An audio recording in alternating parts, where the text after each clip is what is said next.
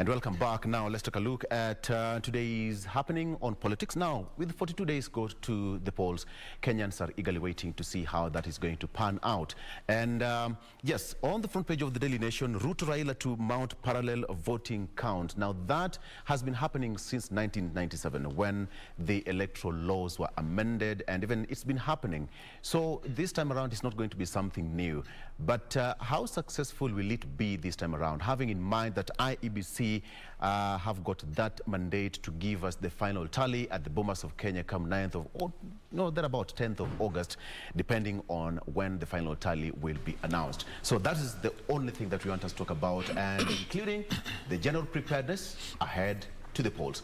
With me in studio, I've got two gentlemen, two brilliant lawyers in studio. I've got Noordean Khagai, who is an advocate of the High Court, sitting to my right, as well as Katisya, who is also an advocate of the High Court, and also sitting at the Honorable Kalonzo Musyoka's Secretariat. Brilliant minds, gentlemen. Karibuni sana. Thank you. What happened? Were you at Naivasha? So to speak, you look tired. Starting with you, Noordean, you look tired. What happened? It's been a long weekend, you know. Naivasha happened. Yeah. I saw someone like you. No, sadly I didn't attend. Yeah, I was preoccupied a little bit. Right. But it's been a long weekend, and today is a Monday. Yeah. Before I came here, I was busy at the office, but you know, we still have to build the country at the end of the day. Yeah. Yeah, but we also. But it was a good move. I think most people had fun in Naivasha yes. in terms of business-wise. This is the second time that the safari rally is happening in a span of few months. Kevin, yes. For business people, it was a good time for them to reap. I think so. Yeah. Of course, it was a very good weekend for many Kenyans. Some of us were watching online. Yes. But those who managed to attend, I think this time around it was far much organized than last time. No, last time there was a lot of chaos. Yeah. But I think this time around it was so good. And we should be lucky as a country when we are having the World Safari Rally so often. Yeah. I think it's a good thing. It's a good and thing. Of course, it will also enhance the Kenyan economy. Yeah, you look at Kenya is now the national limelight, yes. global limelight, because of that alone. It's a good thing. So, 42 days to go. Let me start with you, Noordean. Is the general feeling in the country? Yeah. Are we ready to cast our ballot? I hope everyone is ready, because time has come for you to actually decide on who you want to make either your life better, yeah, or who you want to hang you. You realize, because you see, choices have consequences at the end of the day. Everybody is seeking political seats, be it from the MCA to the presidential level, and everybody has a certain manifesto they subscribe to. You as a voter, you should by now, if you haven't decided, you still have some time. You still have a month and a week or so for you to decide where you cast your vote. And you see, people forget about the other important seats away from the presidency. There's the MCA, there's a member of parliament, there's a senator, and there's a governor. Those are very important seats. More so an MP and MCA. MCA is always with you on a day-to-day basis, and MP is at the parliament to actually do oversight, right? And you forget that they are so powerful that they can even impeach a president. So you focus. Actually, yes. You forget that they are your representatives. If they feel a president is rogue or does not follow the law, they can send him home, him or her. So at the end of the day, you need to don't just focus on the purported two horses, all right? Look at everyone that you're supposed to vote for. Oh, I also forgot, there's the woman rep seat, you realize? Absolutely, right. So at the end of the day, you need to have a holistic discussion and realize that for your life to change, a lot of things need to happen. For example, about the MPs, the bills are passed in parliament. Things like the finance bill was passed in parliament, you realize? Yeah. Which is actually making your life hard. When the tax burden is being raised, the ceiling is being raised, that is part of parliament. So you realize we have to have a serious discussion so that people actually realize that 1 or 2 or 5 minutes you take in that booth will either shape your life better going forward in the next 5 years, or you will open the book of lamentations for the next 5 years on Twitter, on Facebook, ranting every day, while you have the will and the power to actually change and make sure that your life is bettered by those who are going to be in office. Absolutely. And it seems that most Kenyans have already opened the book of lamentation even before you go to the polls, because they said that bad leaders are elected by good people who do not go to the ballot and choose the good leaders. That reminds me, Kevin, because when you look at even the the two front runners, they said that much as you're focusing on me, the way he said, but don't forget about that lady or that gentleman on the ground, member of county assembly, because they're the people who are directly in touch with the locals. Are Kenyans quite aware of what they're going to vote for? Who? Victor, on the issue of whether Kenyans are aware, yes, they are. But the problem is they are aware of so many people, yes. So they have not even, many of them have not made up their mind on who specifically they would vote for. Yes. Or you could have made up your mind to vote for person A, then with the time, you change and think of voting for person B. So I think it's a matter of are Kenyans really convinced on who they will vote for. Because, Victor, maybe today you may vote for this person. Maybe after this for 2 days you may change your, something may happen. Yeah. And on the issue of whether as a country we're prepared for the elections, I think from where I sit, I think we are not. Why? Number one, there are several election appeals still at the courts. Yeah. Remember, after the IBC Dispute Resolution Committee had the disputes before them, people have appealed at the High Court. Others have gone to the Court of Appeal. So, and of course, before you can exhaust all those mechanisms available to you, it is when IBC can bar you from contesting. Yes. And you see now IBC have to print the ballot papers. But will these appeals bar or derail IBC from meeting their deadlines? I think they may, Victor, from where I sit. I think they may. Because if, for example, there's a court order barring IBC from printing ballot papers for a specific seat, because maybe there's a dispute, then IBC will have to hold on. But I think generally, from what I heard, is like 15th of July is the last time when IBC can be barred from doing their work, maybe in terms of gazetting, because I think they were supposed to gazette by 25th, if I'm not wrong. But now I think there are several matters in court. And you see, economically speaking, it will not be well if you put a gazette, you print papers, then there's a court order which tells you you must include so and so in the ballot paper. So it will not be cost effective. Right. And remember, these people will not top up the fee which they were to pay to IBC. So I think there are so many things involved. And if you remember our last discussion, I think some of these things should be done. Maybe we need to amend our Elections Act and do these things way early. Because now if you are doing things for 2 days to the election, ABC has not even started printing ballot papers. Now look at, think of now the...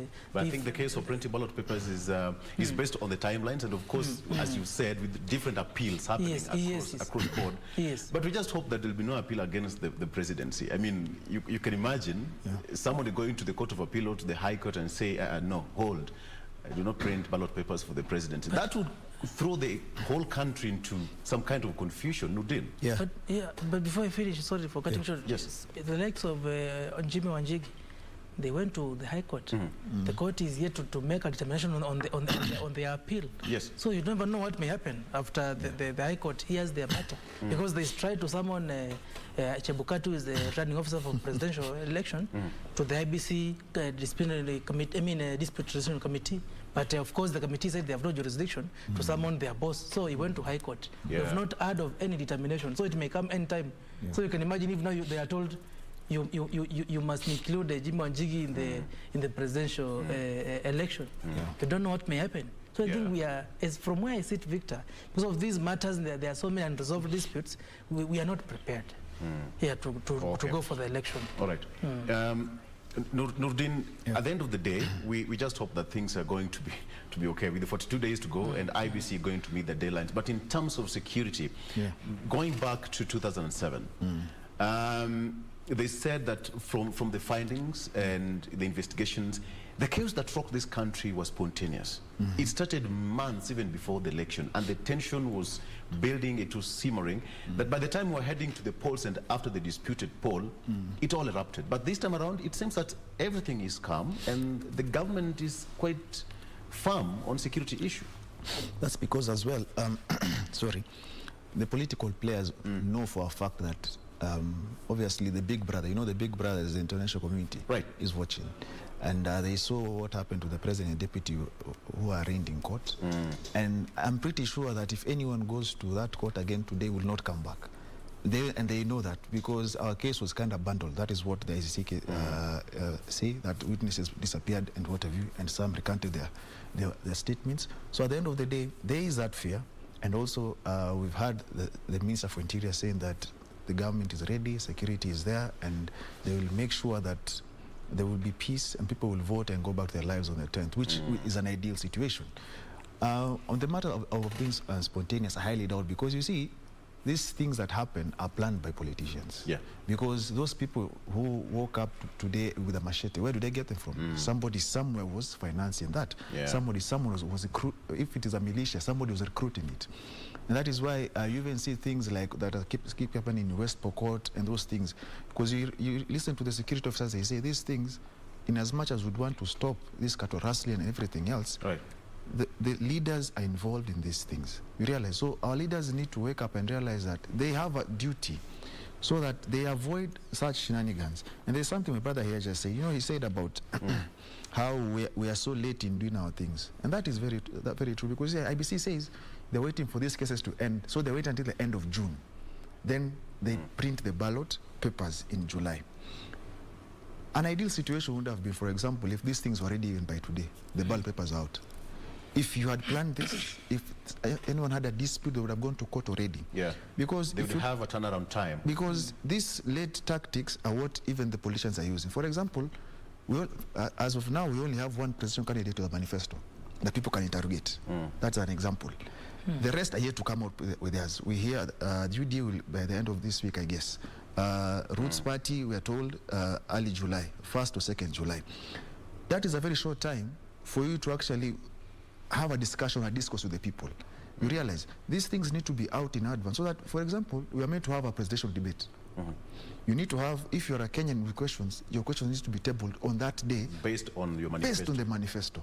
The same thing as you look at, for example, these members of county assembly, the MPs, the governors. Most of them don't have a manifesto. They hide behind a presidential candidate. And you realize that in as much as you have a candidate, you also have to have things. For example, if you're the governor of Nairobi, there are things you need to talk about or you need to do as a governor.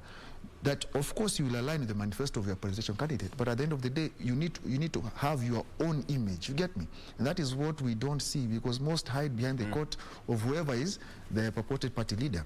So I believe we like doing things in the last minute, which is always going to be a concern. And that is what IBC is trying to do. It's crash time, and so they are trying as much as they can to get this thing done and over with. In short, what they want to do, they want to finish their part and throw it to Kenyans. Yeah. What they don't realize is that if their part of the journey is flawed, the entire process is wrong. You get me? And they will sit there and say maybe they're not well funded on everything, but at the end of the day, their planning also comes to question, because 5 years you've been in office. What have you been doing at the end of the day? And post 5 years, is there a plan, a future plan for IBC? You get? Absolutely. So we have to interrogate such things so that we get to understand what are these teething problems that it faces, and how can it move past these issues. Because at the end of the day, if we will always be doing these things at the last minute, we will always have an issue. Yeah. You just raised something about the violence. This comes up when people say these things is not going to be free and fair. Because it all goes down to the IBC. And you know what, Kevin, much as we say all these things, at the end of the day, now, with 42 days to go, focus now shifts to the Independent Electoral and Boundaries Commission, not even the political players. And it's the way he said, most of the political leaders are hiding behind the big parties, quote unquote. But the common Mwananchi, are they so much aware of your manifesto as a politician and what you're bringing to my constituency? It's all about mtu wetu and the party. It's not about your manifesto as an individual. Are we missing it as a nation? Yes, Victor, we are missing it as a nation because even when we listen to these political party leaders, how they are insisting, they are telling the people you must vote for my party members. Yes. All the way from MCA, MP, women rep, senator, they talk about the 6 piece. The 6 piece, right. Yeah. And of course, you saw the meeting between the Azimio Governing Council, and now they brought up this other issue of zoning. Yeah. Yeah. So as to counter, you see, they also made to understand that they have got some roughly 2 days to resolve that issue, 2-3 days to resolve that issue. Yes, they do. They must resolve it this week. Yeah. Because you see now some people will be forced to step down. Before the IBC does the printing of the ballot papers. And you see it is not an easy thing, because as Noordean has said, on the ground people don't even interrogate the manifesto of that MCA candidate, that MP candidate or senator candidate. All they ask is, which party? If, for example, you come from Nyanza and it is ODM, okay, this is okay. Yeah. If you come from Kampala and it is Wiper, this is okay. If you come from Central and it is either Jubilee or UDA, people will say, okay. People don't even look at your manifesto. Exactly. And my brother said it correctly, that apart from Azimio presidential candidate, no other candidate has given their manifesto to the people. Why are they delaying in doing that? Because, Victor, and that is the unfortunate reality, they know very well Kenyans do not vote based on the manifesto. They vote, understand what manifesto. They don't even understand what is the manifesto. Yeah? Because it seems that most of the politicians are giving their manifesto as a requirement. Yeah, exactly. And you know why, Victor? The reason why Kenyans are not so concerned about manifesto is because these political leaders, once they are sent into office, they really implement their manifesto. They really, believe you me, they really implement. And that's what Kenyans are saying, just bring what you have, I take, then you'll do whatever you want to do. Yeah. Kenyans are so, and that's why I saw a statement by the CS for Interior, Matiang'i, and I agree with him that we may end up with the criminals in the leadership of this country. I agree with him, because Kenyans just want to get money from you. Give me, at least I have taken 500 from you, I'll vote for you. Very few Kenyans interrogate a candidate's policies and ideas, and very few Kenyans will actually try to find out whether this person will deliver on their mandate or they will give us good leadership. Very few Kenyans do that. All they care about is let's make sure we give Azimio or Kenya Kwanza enough troops in the parliament or in the county assembly. Yeah, because you see, and this is now the reality of the Kenyan politics, the two topmost political outfits, Azimio and Kenya Kwanza, will actually dictate what happens downwards. Absolutely. That is the unfortunate reality. Right. Yeah, and of course, somebody like Raila wants to make sure if he becomes president, Kenya Kwanza will not have majority in the parliament, so that they don't give him trouble. So, Ruto the same. Ruto will make sure if he becomes president, he has majority in the parliament, so that he has peace, as he leads this country. So there are so many factors which are playing, and I think it is item. That's why, Victor, I've always been insisting, I wish IBC could take me serious. And I know it is not their duty to go and do civic education. It is not their main duty, but I think somebody somewhere, maybe the civil society, should come up, and these big brothers, my learned friend has mentioned, the international community, if they indeed care about this country, let them do some investment and help in doing some level of civic education to the Kenyans in the grassroots. Because they don't know why they need to put this leader or in the seat. They don't know. So they need to be made aware that it is not all about 6 Ps. It is about an MCA who will work for me. It is about an MP who will work for me. The numbers from the county assembly, the Senate, all to the national. Because as a party leader of a party, and if, for example, you want to make sure you have a governor for that particular county, then you will work hard to get majority of the MCAs. Why? Because you'll be able to get a speaker of your choice, and also pass the bills which are necessary. And in the event that you don't get the governor, then now the governor will be in your, he or she must do what you want. So I think it is item that as Kenyans, and we know, of course, these are our elected representatives. Yes. It is us Kenyans who give them the mandate. And believe you me, it is not easy to impeach a leader who has been elected. It is not easy. Even if you say, I can elect this governor, if he does so, I'll impeach. It is not easy. It's a political process. It's a political process. It's a lot of processes. And of course, exactly. Lack of voter sensitization and education. Perhaps this will have a ripple effect after, 9th of August, because you would imagine we have got different names. Someone is using a nickname that probably is not even common. Someone is using his original name as it appears on the national ID. And we have got IBC also running around to meet the deadlines. Perhaps you can imagine that confusion that will rock the country after the August 8th poll. Somebody says that, no, this is not the way my name is supposed to appear at the ballot box. This is not my photo, and this, and that. Based on that timeline, how will it affect the polls? Obviously, it can, because you see, first and foremost, if you're an aspirant, for example, and you have a nickname that you're using in the ground, yes, and that nickname, you see, you haven't sworn an affidavit to that matter, or you haven't done a deed poll, you realize that name can't appear on the ballot. Your official names will appear, and if people know a certain nickname, for example, and they go, let's say, for example, Raila, you're looking for a Guambo and you don't find it, so you won't vote, of course. You leave that paper, and at the end of the day, that is -1 vote. Or if you're looking for Ruto Hustler, you won't see it. You get. So at the end of the day, if you're a political player and you want that, it's like, for example, what Waititu did. He added the name Babayao to his name. Yes. So and that was tactical when he wanted to become governor. So those who are looking for Babayao, they got Babayao, and Sonko added the word Sonko in his name. That's a deed poll. And at the end of the day, if you don't do that, you will lose votes. Now, there's something about I just said here. You see, the reason why these manifestos come out late, I'll tell you for free. You see, there's a bad saying that was being used back in the States, in America, when they were referring to black people. They were saying that if you want to hide something from a black man, put it in a book. Because there is a notion that black men and women don't read. Do you know you have a constitution that is 10 years old, and we have Kenyans who have never even opened that book? Now imagine the manifesto that we get from these politicians. Most of them, these presidential manifestos, are voluminous. I think the Azimio one is 45 pages. Do you think the Kenyan was time to read 45 pages?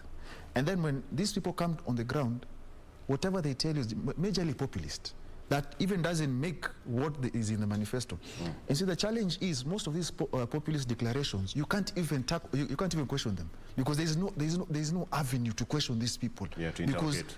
You are assembled somewhere, you listen, you cheer, vuvuzela, a song is put, you dance, you go home. Tomorrow, another routine in another area. We need to have a discussion where you say something, we question how you're going to achieve that. You get me? He just talked about civic education. That is what people need to understand. That when somebody tells you, for example, an MCA comes and tells you, you know what, I'll build a hospital. You tell him, what is the function of an MCA? Because people don't know the function. So utasikia, oh, I'll bring a road here, I'll build a hospital, a school. That is not their function. Yeah. They have no money for that. You get. But it is populist, and people will ride with it and get elected. Once they're elected, they can't do that because it's not part of their functions. Then you who voted for that person will vote him out and listen to the next one who will come with other populist ideas. So in short, we need that civic education is very important so that we understand the roles of everyone seeking a certain seat, from the MCA level to the presidency. And then, if this person does not actually do what they promised to do, you have a duty, because it's more or less like employment. You hire and you fire. 5 years is or you can even recall. People forget that you can recall a member of parliament from office. That is because this power they possess is delegated from you. It is your power. You delegate it for them to actually go and represent you. But if you feel person X isn't representing me well, you take him home and put somebody else there. That is why civic education is quite important. And I believe that we need to move towards that so that people can actually understand the power they yield in actually having a voter's card. Noordean, with all powers vested on me, allow me to take a break on that note. When we come back, we are going to get into more discussion on this issue of the parallel of voting and tallying centers that IBC has now allowed all the civil society and political players to put ahead of the general election. We'll be right back with more.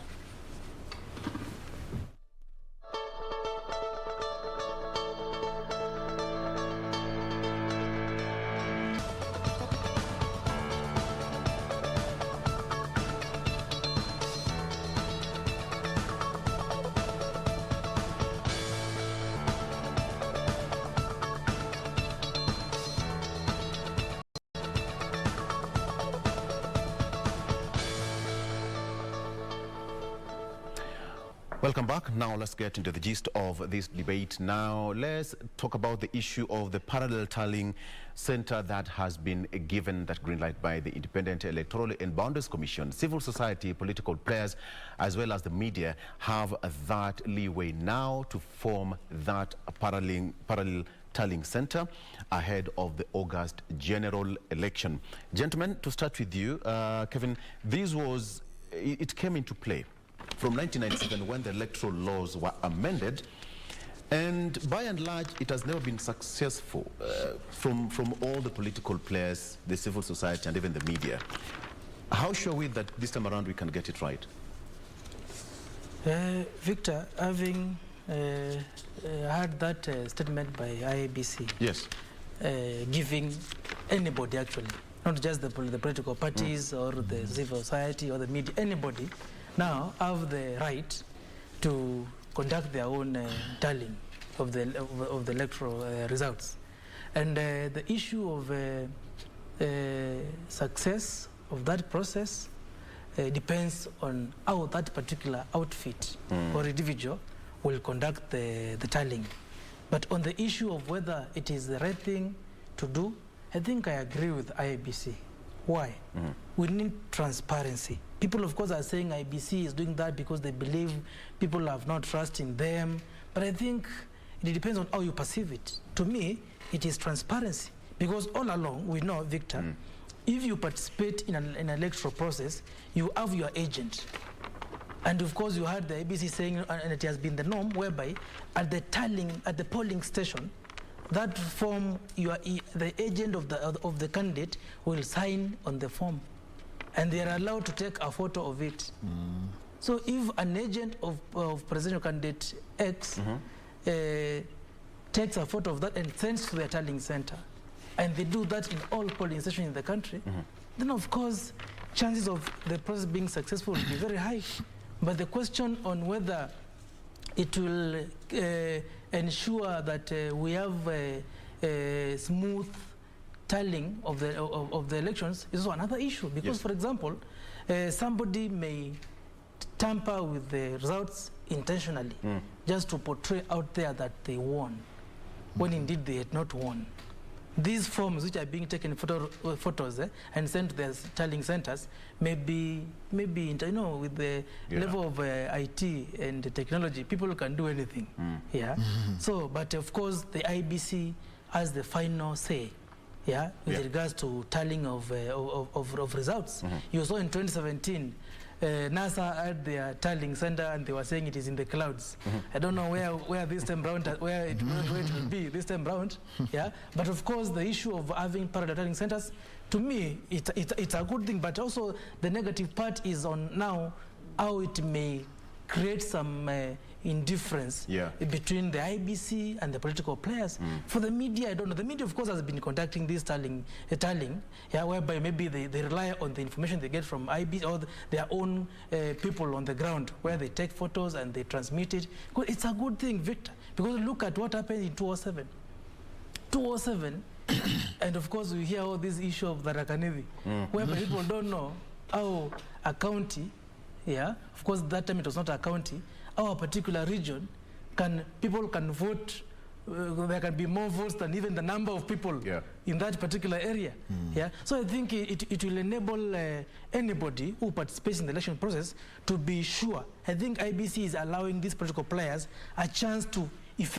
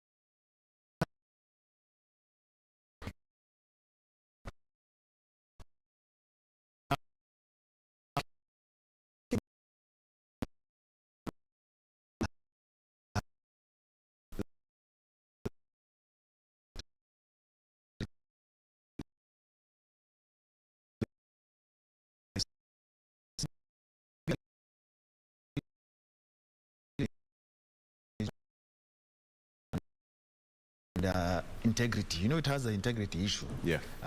So it has to. It's trying to get the support of the masses. So it's telling the media. It's telling the presidential candidates, the civil society, and anyone who wants to tally. He just says something that is very crucial. You see, the votes as per the polling station are final. They can't change. As you sign there, the agents actually, because they authenticate that, yes, this is the true position. The moment they sign and they can take the photo, that is that. It's not like back in the day when votes, like in 2007, when they had to be brought all the way to Nairobi. So once they're declared there, even the media can show, oh, for example, the Dagoretti North, this is the tally, so and so has this. Exactly. That is final. So you wait for the Chebukati to declare. I really hope and pray that those who have intentions to actually have tallying centers are doing it not to try and jeopardize the situation or create a sense where if you lose genuinely, you go out and lie to people. Because even a member of parliament, you can have your tallying center. You can have it separate. But like we said, it's all about transparency from the IBC. So I hope going down, everybody else would have the same intention, so that you actually give out the true results as they are. Because at the end of the day, we have those who know how to falsify documents in this country. Because you wake up in the morning, you see a letter or statement from a certain political leader, yes. Then they put a big fake there, say, this is not me. Yeah. So we have to avoid such things. And going forward, I believe IBC really needs to clean its image. And they're trying. We hope this works out well, because from there, they might actually gain the faith that people actually want, so that they can be able to handle elections and people are satisfied, you know what, this is the true position. Exactly. Yeah. Kevin, you know, at the end of the day, everybody, it's now an open field for whoever can to have their own tallying center stationed somewhere else. But IBC have got that sole mandate to declare the final tally. But now what happens where there is a discrepancy? Tallying center A or B and up to Z, the tallying will not be at par. It will not match, so to speak. So what happens next? If candidate A says, I have got 1 million point this and that, candidate C says, I have got this, and IB says the true position of the total tally is this. So what happens? Because I'll be able to take you to court. Yes. And argue my case that, okay, you are the one who gave us the mandate to go and have a tallying center station somewhere, and these are my findings. These are my total tally. You, as the electoral body, this is your tally.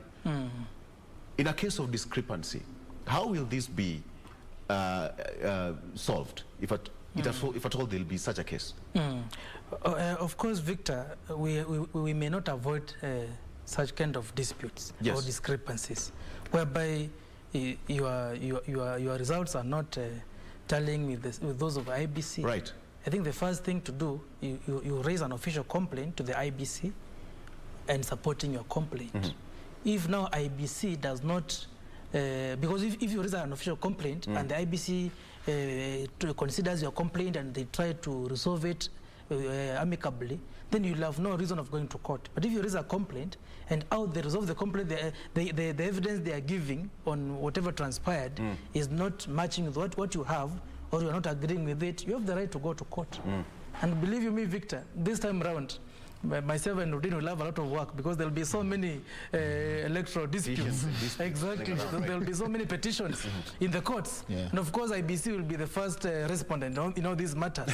So I think IBC's legal team should be fully prepared, because you have seen what has happened before the IBC dispute resolution committees. And to be honest, from where I sit, Victor, because I've participated in many of those disputes, where I was representing several clients, the committee has been very successful. Believe you me. Out of almost 260 something. Yeah, I think there were 260. There about disputes. Very few will find their way in the High Court. Very few. I think they did a good job. Yeah, and we believe that now after the elections.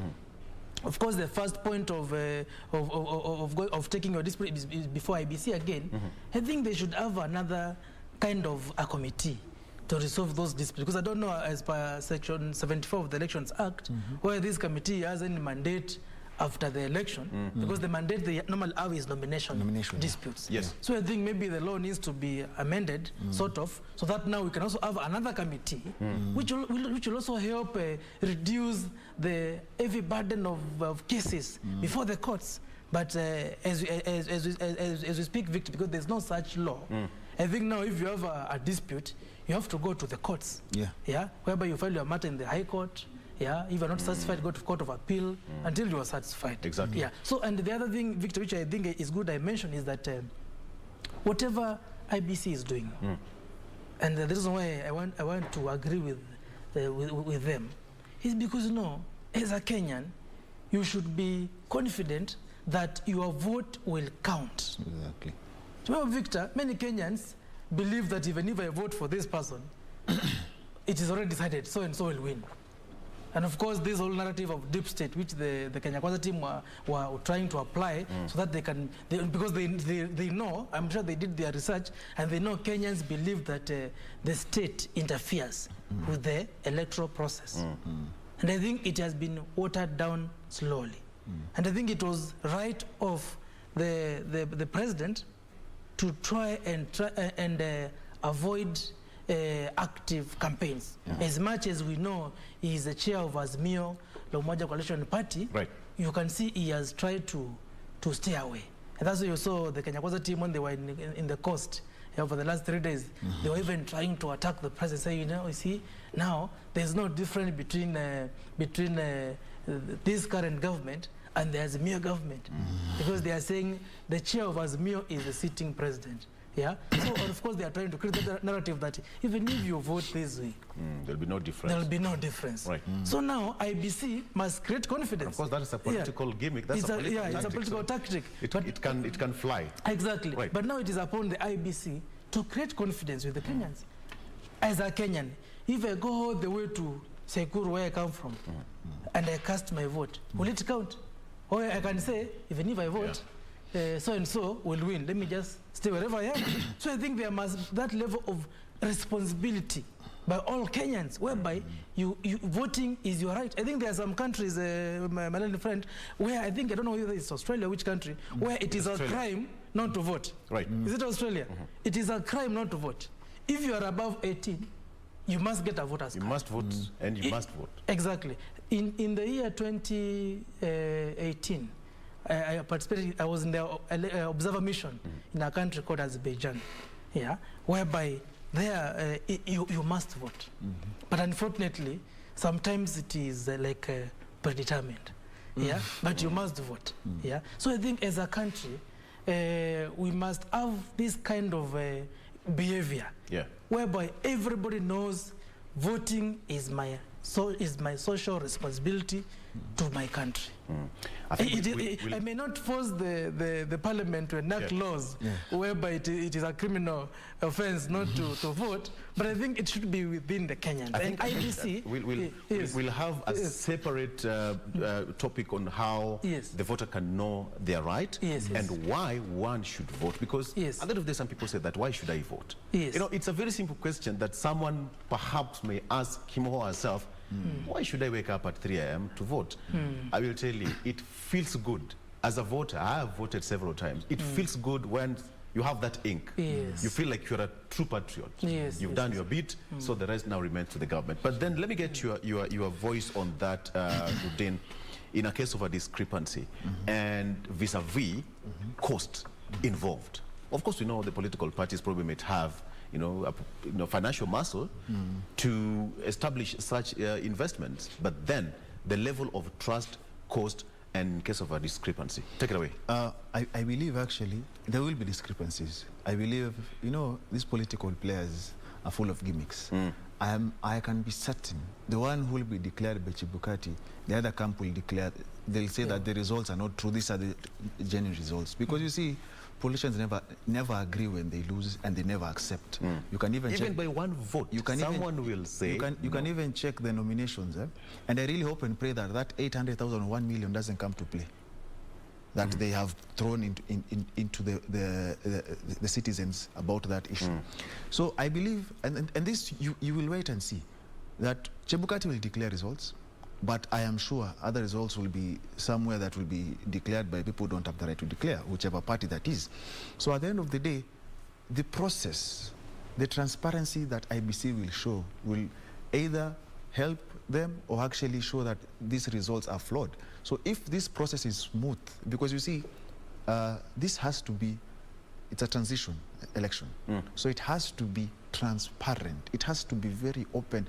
And then the margins have to be serious so that anyone contesting doesn't have a claim to contest, you realize. So even if there are issues that are there, they cannot actually change the gap between you and the winner. That is what is going to help IBC. So that the winner is clear. It's like the 202 elections. It's not that it was 100%. There were discrepancies. But the victory Kibaki had was so hard for you to contest. You realize that is what IBC needs in this election, so that we actually move away from this issue of violence, because you realize the political class will always try to whip emotions of their supporters. So I believe what we really need going forward is that people need to wake up on the 9th as a civic duty. You vote for whoever you want to vote for. From there, your duty is over. The issue or narrative of at his stand guard and watch over our votes, that is what brings about chaos. You vote. If your candidate wins, well and good. If they lose, people have to understand that Kenya must go on the 10th of August. Lives have to go on. This issue of prolonging elections and results all the way 1 month, 2 months, 1 year, 3 years, that is why we never work. We need to have an election where we vote on the 9th, people go back to their lives on the 10th, people go back to work, life continues. Whoever has lost, go back, redraft your strategies, go back, plan, come back after 5 years. Because we also don't want a situation where, for this entire Jubilee League tenure, it has been like we have a general election every single day, because it has been on constant campaign mode. We need the next government that comes into office. No one should be campaigning, honestly speaking. Go back to work. Go back to work. If you have lost, my friend, come back when it's time for you to actually, when IBC declares time for campaigns, because you realize all these political players have been campaigning before the timelines were ready. Yeah, somebody making fun that in some countries in East Africa, we don't even know who is the deputy president or the prime minister. We don't even know whether they have opposition or not. So at the end of the day, we need a government that works for the people. So you come into office, after you assume office, you work. Those who have lost, go and plan. Those who have won, it's not a time for you to have bravado and enjoy. You know, some of them forget and go on this crazy adventure where they keep having these homecomings that never end. So 5 years we keep having homecomings, part X, A, B, C, D of the country. you need to get to work, because at the end of the day, people, the economy is ailing and people are hungry. And people need to have their lives sorted. So from the 10th of August, life has to go on. Okay. My director says that I have 5 minutes. But gentlemen, we'll try to fix this. In case you have got this issue of a wide margin, Katisya, you're all learned friends and you know how this happens. Anything is admissible, whether it's 1 vote, 2 votes, or even 3 votes, so long as you can prove beyond reasonable doubt. But in 2002, the wide margin was so hard to contest. This time around, IB says that, all right, it's a democratic space, you can enjoy it, you can have your tallying center and what have you. Do you think the political parties and the players are ready for the outcome? That question, Victor, will be well answered by the political party players, but from where I sit... But with that open field now open. Yes. I don't think... It has thrown them into some kind of an imbalance. Yes. Because no, of course they were expecting IBC to oppose their views of having a parallel tallying center. Right. But now IBC said it's okay, you can do it. Yeah. So, and I think I agree with my brother that some of them who lose will not accept that they have lost, and they can try to create their own results to just show that they won. Yeah.